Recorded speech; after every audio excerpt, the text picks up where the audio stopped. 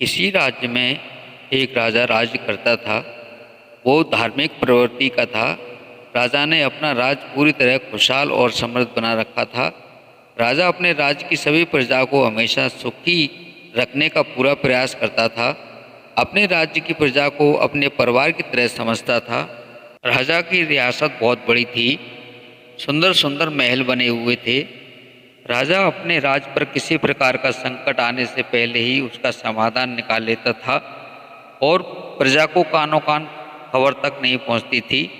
राजा हर निर्णय प्रजा के हित में ही लेता था। राजा की ईमानदारी और बुद्धि की चर्चा दूर दूर तक फैली हुई थी। दूसरे राज्य के राजा भी उसकी तारीफ किया करते थे। राजा ने एक दिन एक बड़ी इच्छा जाहिर की कि मेरे दरबार में एक से बढ़कर एक अक्लमंद हैं। क्यों न दरबार में एक मूर्ख भी होना चाहिए, जिसकी बातों को सुनकर सभी का मनोरंजन होना चाहिए। राजा ने राज्य में प्रतियोगिता रखी। एक मूर्ख मिल भी गया। बहुत ही खास किस्म का ताज उस मूर्ख को पहनाया गया। राजा रोज दरबार में उस मूर्ख से कुछ सवाल पूछता और जवाब सुनकर सारे दरबारी खूब हंसते। ऐसे ही समय गुजरता गया और राजा बीमार पड़ गया। राजा की बीमारी के देखने के लिए काफ़ी वैद्य बुलाए गए, लेकिन राजा को कोई फर्क नहीं पड़ा और आखिरकार राज्य के सारे वैद्य हार चुके थे। राजा का बचना मुश्किल था। राजा को एहसास हो गया था कि उसका अंतिम समय आ गया है।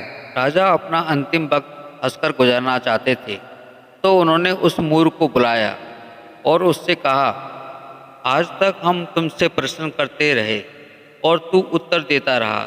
आज तू मुझसे प्रश्न कर, मैं उत्तर दूंगा। मूर्ख ने सवाल किया, राजन, आप मृत्यु के बाद कहाँ जाएंगे? राजा ने जवाब दिया, मेरे मालिक के पास, उस परमात्मा के पास। मूर्ख ने अगला सवाल किया, राजन, वहाँ आप कितने दिन रहेंगे?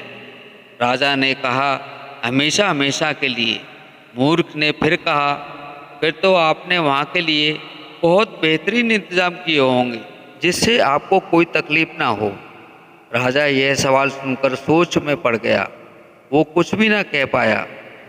अब उस मूर्ख ने अपना ताज उतारकर राजा के सर पर रखते हुए कहा, मुझे माफ़ करना राजन, इस ताज के असली हकदार मुझसे ज़्यादा आप हैं। जहाँ रहना ही नहीं है, वहाँ इतना बड़ा राज्य, और जहाँ हमेशा के लिए रहना है, वहाँ के लिए कुछ भी नहीं। कड़वा तो बहुत है, पर यही सच है। उजड़ जाएंगे तस्वीर से रंगों की तरह हम, वक्त की टहनी पे परिंदों की तरह हम। ये बात हम सब जानते हैं, पर फिर भी इस बात को एहसास करते हुए जीते नहीं। तभी तो कहते हैं, कितना अजीब स्वभाव है इंसान का। जो लेकर जाना है उसे छोड़े जा रहे हैं, और जो यहीं रह जाना है उसे जोड़े जा रहे हैं। जय श्री राम। दोस्तों, ये मेरी कहानी आपको कैसी लगी, इसके लिए आप कमेंट करें, सब्सक्राइब करें, लाइक करें। ऐसी कहानी मैं लेके आता रहता हूँ। धन्यवाद। जय श्री राम।